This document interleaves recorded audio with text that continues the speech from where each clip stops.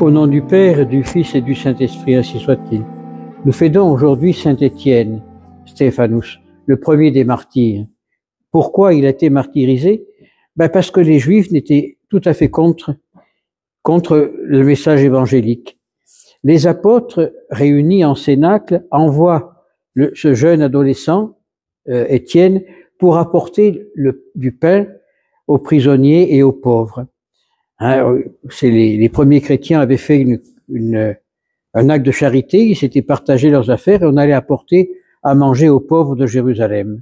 Là, Étienne se fait attraper par des gens de la synagogue des Libertins ou d'Alexandrie, de Cynérine, de ces régions autres que Jérusalem de la Palestine, et on l'interroge, pourquoi tu fais ça?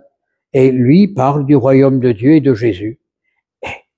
Ça ne plaît pas, on va et on le lapide. Jésus l'avait déjà prédit, il dit, mais on vous envoie des prophètes et vous les lapidez, vous les tuez. Vous en avez tué un entre l'autel et le sanctuaire. Et vous n'aurez pas fini. Alors, lorsqu'on paragonne avec les temps d'aujourd'hui, on s'aperçoit qu'on est à la même époque. On nous lapide pas parce que la loi l'interdit, mais nous, traditionalistes, on nous lapiderait volontiers sur la place publique. On ne peut pas le faire, c'est interdit par la loi française et la loi mondiale. Donc on ne peut pas tuer les gens comme ça, malgré qu'on le fait au Maghreb. Par contre, on peut nous tuer par la langue.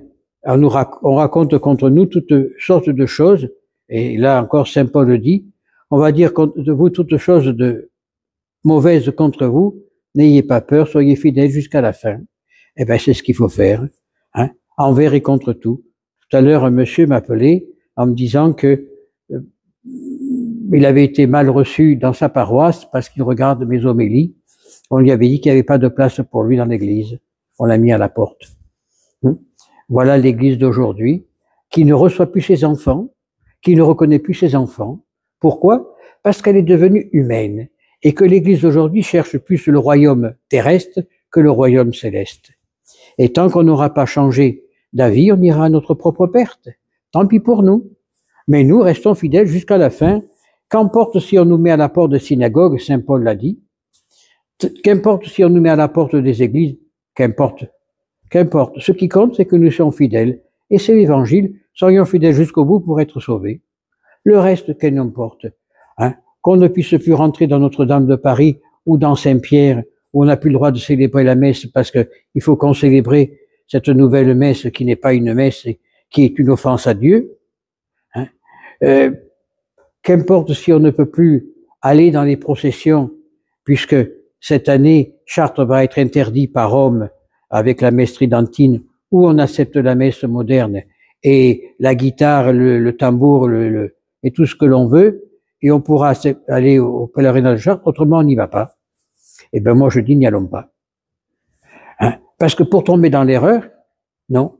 Saint Thomas d'Aquin dit dans un de ses passages sur le sacrement, il dit que si on entache un sacrement en priant pour un hérétique, le sacrement est invalide.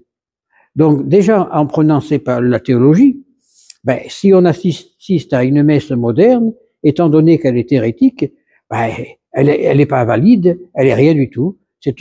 Quand on communie un morceau de pain. Heureusement, parce qu'il y aurait tellement de sacrilèges. Lorsqu'on voit que des prêtres obligent les gens de communier dans la main, ils oublient que lorsqu'on les a ordonnés prêtres, on a fait des signes de croix, on les a enduits d'huile et on leur avait dit ces mains sont pour consacrer et pour bénir, non pour distribuer. Et si on consacre les mains du prêtre, c'est pour justement consacrer l'hostie et le tenir dans des mains consacrées. Et on distribue, alors les mains sales, on a les mains dans la poche, on se mouche, on commence. Non, c'est un sacrilège. Et combien de gens mettent l'hostie dans la poche et s'en vont. Et j'ai un ami, madame, qui est partie d'ici, qui avait en ville un pressing. Un jour, elle m'appelle à l'armée parce qu'elle a mis dans la machine à laver un pantalon d'une personne de la ville qui a porté à laver son pantalon. Il y avait des hosties dans la poche. Alors, ne vous inquiétez pas, de toute manière, elles ne sont pas consacrées. Je ne savais pas quoi lui dire. le prêtre qui a donné la communion, si c'est la communion à cette personne, a fait un sacrilège, et celui qui l'a reçu aussi. Quand j'étais jeune prêtre à Nice, on avait un brave jeune qui venait tous les matins à la messe. Hein, il me servait la messe gentiment. Bon, à l'époque, je donnais la communion aussi dans la main. J'ai réfléchi après sur beaucoup de choses. Je donnais la communion. Puis, on se réunit avec les prêtres du secteur. On commença par les bah, tiens, il y a ce jeune-là qui vient. Ah, il vient chez toi? Ben, il vient aussi à la messe chez nous. Donc, il faisait toutes les paroisses. Il gardait la communion. Et puis après, dans une boîte de pastilles Valda, je sais pas si ça existe encore, il allait à l'hôpital et pour 5 €, il donnait la communion aux malades. Alors, il faisait à la fois une bonne action, mais une action horrible. Et ça, c'est la faute de ceux qui donnaient la communion, ma faute aussi. Hein? Il faut absolument qu'on revienne au sens du sacré. Et si ils ont lapidé le pauvre Stéphane, c'est parce qu'il restait dans le sacré, parce qu'il ne voulait pas s'affliger avec l'humanité qui était contre le Christ. Alors, si nous voulons véritablement revenir à Dieu, revenons au sacré. Ne communions pas dans la main, rejetons le nouveau Notre Père qui est hérétique parce que Dieu ne peut pas soumettre à la tentation. Pourquoi? Parce qu'il n'est pas Dieu, c'est le diable qui soumet à la tentation. Hein? Et puis, dans la nouvelle messe, lorsqu'on est à l'offertoire, on ne trouve pas Dieu. Hein? Je t'offre ce pain, fruit du travail de la terre et du travail de l'homme. Il est Dieu où? Il est Dieu où? Et tout est comme ça, tout est axé vers l'homme. Rappelez-vous que lorsque le brave Jean-Paul II est arrivé sur le sol de France, le président Chirac l'a reçu non comme le souverain pontife, mais comme le zélateur des droits de l'homme. Alors l'Église devient les zélateurs des droits de l'homme, hein, des commandements de l'homme, en oubliant les commandements de Dieu. Si l'Église voulait vraiment revenir à la vérité, elle devrait se battre non pour les droits de l'homme, mais pour les commandements de Dieu. Parce que quel est le premier des commandements de Dieu? C'est la base des droits de l'homme. Hein? Tu aimeras le Seigneur ton Dieu tout ton cœur, tout ton âme, et ton prochain comme toi-même. Et qu'est-ce qu'il dit les droits de l'homme? Hein? Nous sommes tous égaux. Mais nous sommes tous égaux devant Dieu, mais nous ne sommes pas égaux dans la terre. Hein? Par exemple, je ne suis pas égaux avec le Père Bernard. Le Père Bernard, c'est un géant, moi je suis un nain. Alors donc on n'est pas égaux. Et dans toutes ces choses, on ne peut pas être égaux. Chacun est pareil, chacun est particulier dans le cœur de Dieu. Mais devant lui, nous sommes tous égaux puisque nous sommes tous frères. Hein? Et si on épluche tous ces droits de l'homme au vu du commandement de Dieu, on comprend beaucoup de choses. Alors, prions Saint Stéphane, hein, qui nous donne le courage d'aller, comme lui, peut-être un martyr, comme disait Monseigneur Tuc, plus utile le martyr de la langue, hein, les diffamations bon train, hein, quand je lis certains commentaires que l'on m'envoie, ça me fait sourire, hein, parce que finalement, si les gens avaient un petit peu de respect d'eux-mêmes, ils auraient le respect des autres, ils n'écrivent pas ce qu'ils écrivent. Hein, ça, c'est un point. Puis, deuxième point, si on avait étudié le catéchisme, non le catéchisme moderne, mais le catéchisme de Saint-Pie X, le catéchisme du Concile de Trente, et vous verrez que l'Église n'est plus l'Église catholique. Elle est ce que l'on veut, mais elle n'est plus partie de l'Église. Pourquoi? Parce qu'elle a fui le message évangélique. Pourquoi elle fuit le message évangélique? Uniquement parce qu'elle croit à l'homme.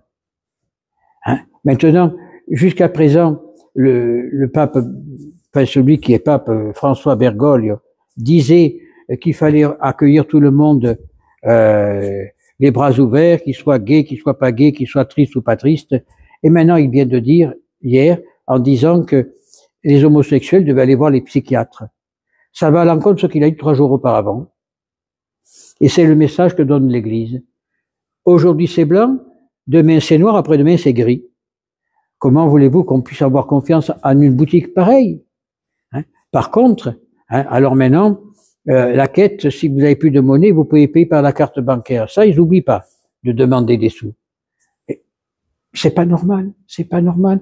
Pour aller à Notre-Dame, il faut payer. C'est pas normal. C'est vrai que ça coûte des sous mais il faut avoir confiance en Dieu. Dieu ne nous a jamais abandonnés. Je vois ici, Dieu ne nous abandonne pas.